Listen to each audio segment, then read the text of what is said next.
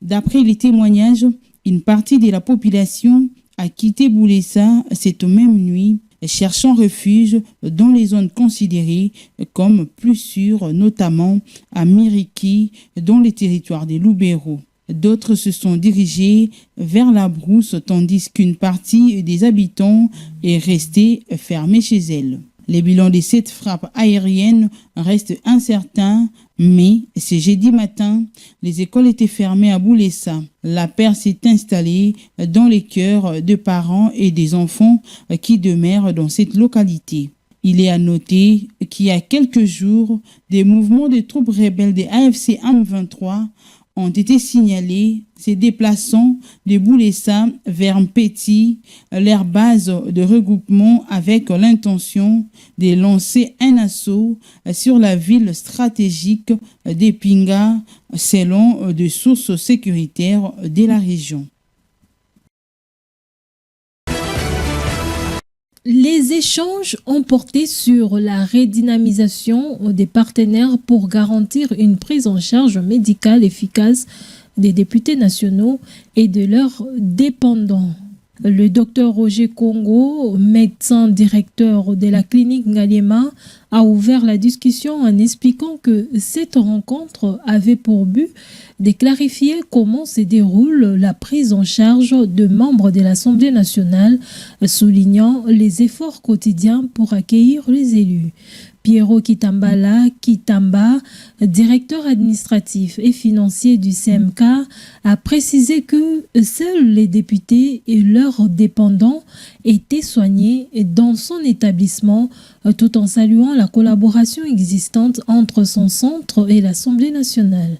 Le docteur Bangabo, médecin directeur du HJ Hospital, a été récemment ajouté à la liste des hôpitaux partenaires et a invité les élus à lui faire confiance, mettant en avant la qualité de son plateau technique. Isaac Jean-Claude Chilumbai a appelé toutes les institutions hospitalières à assurer une bonne collaboration pour la prise en charge médicale des dépendants de l'Assemblée nationale. Enfin, le bureau a effectué une visite guidée à la polyclinique du Parlement pour évaluer les conditions de fonctionnement et les services offerts. Cette distinction honorifique, conférée par ordonnance présidentielle signée le 18 septembre 2025, reconnaît le rôle déterminant joué par Patrick Boiders lors des manifestations de la communauté congolaise vivant en Belgique, en assurant la sécurité des participants, en félicitant le rassemblement de la diaspora congolaise en toute sécurité. Présidé par le chef de l'État en sa qualité de grand chancelier des ordres nationaux, la cérémonie s'est déroulée en présence de nombreuses personnalités congolaises et belges. En vous décernant cette distinction, la République démocratique du Congo exprime sa gratitude non seulement à un homme de mérite, mais aussi à travers vous au peuple belge pour l'amitié et la solidarité constamment manifestées à l'égard de notre communauté, a salué le chef de l'État avant d'ajouter qu'il forme le vœu que cet acte symbolique consolide davantage des liens de coopération et de fraternité entre le Royaume de Belgique et la République démocratique du Congo. Visiblement ému, le récipiendaire belge de 79 ans a exprimé ses sincères remerciements pour l'honneur et la reconnaissance. J'ai travaillé avec de nombreuses communautés africaines, mais c'est avec votre communauté que j'ai tissé des liens étroits professionnels et surtout des relations humaines qui m'ont permis d'exercer ma fonction avec tout le respect et la considération que j'ai pour votre grand pays, a témoigné Patrick Boinders. La remise d'une médaille à cet ancien officier belge est non seulement justifiée par ses actions exemplaires, mais elle a aussi une portée symbolique et pratique significative. Elle représente une reconnaissance des efforts déployés pour le bien-être des citoyens congolais vivant en Belgique. Au cours de ces échanges, le ministre des Finances a annoncé la mise en place imminente de la Commission nationale de médiation fiscale destinée à faciliter l'accès à l'information et à intervenir en cas de litige entre l'État et les assujettis, ainsi que l'organisation avant la fin de l'année d'un forum national sur la politique fiscale. Il a en outre rappelé que plusieurs réformes sont déjà en cours, notamment la facture normalisée, la réforme de la fiscalité directe et la digitalisation des administrations financières. Signalons que ces initiatives traduisent la volonté du gouvernement sous l'impulsion du président Félix-Antoine Tshisekedi et à travers le plan d'action du gouvernement 2024-2028 conduit par la première ministre Judith Suminwa, de bâtir une économie diversifiée, créatrice d'emplois et compétitive au service de tous les Congolais.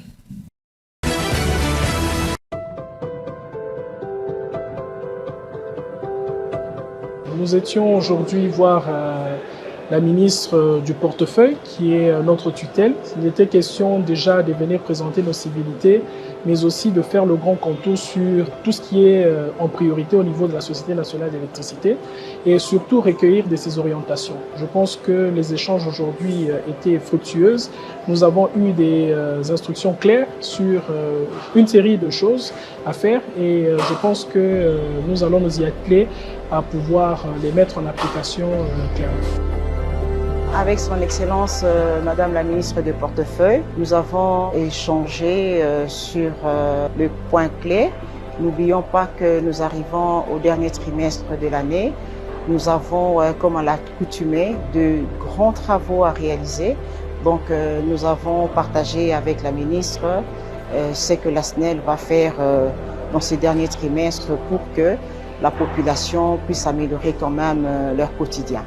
Et nous allons continuer à échanger pour évaluer un peu les travaux qui sont faits et s'il y a rectifié, on rectifie, suivant les orientations du gouvernement via la ministre du portefeuille.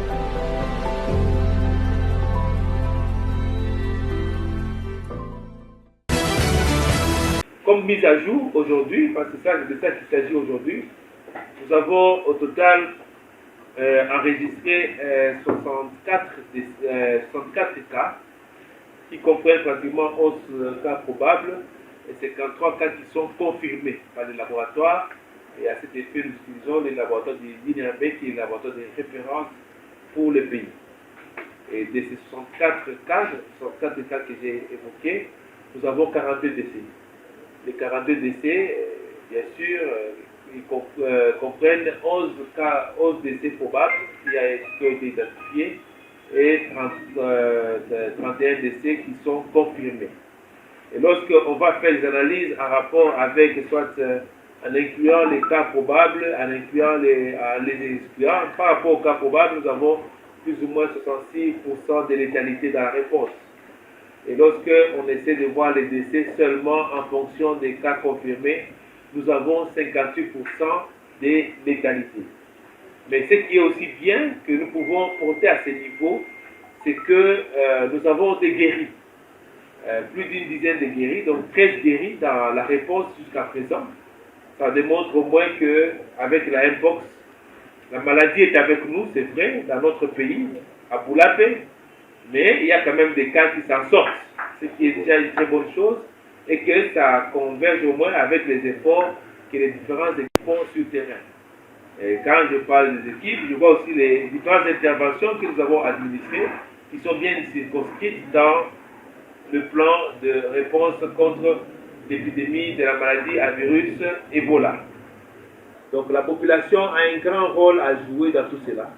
La population doit vraiment être non seulement informée comme nous le faisons, la population doit être formée et la population doit aussi signaler tous les cas qui paraissent être des cas de ces maladies que nous avons citées. Et nous avons cité un peu plus haut. Et donc nous pensons qu'avec la collaboration de la population, nous allons contrôler toutes les épidémies et toutes les catastrophes que nous avons dans notre pays.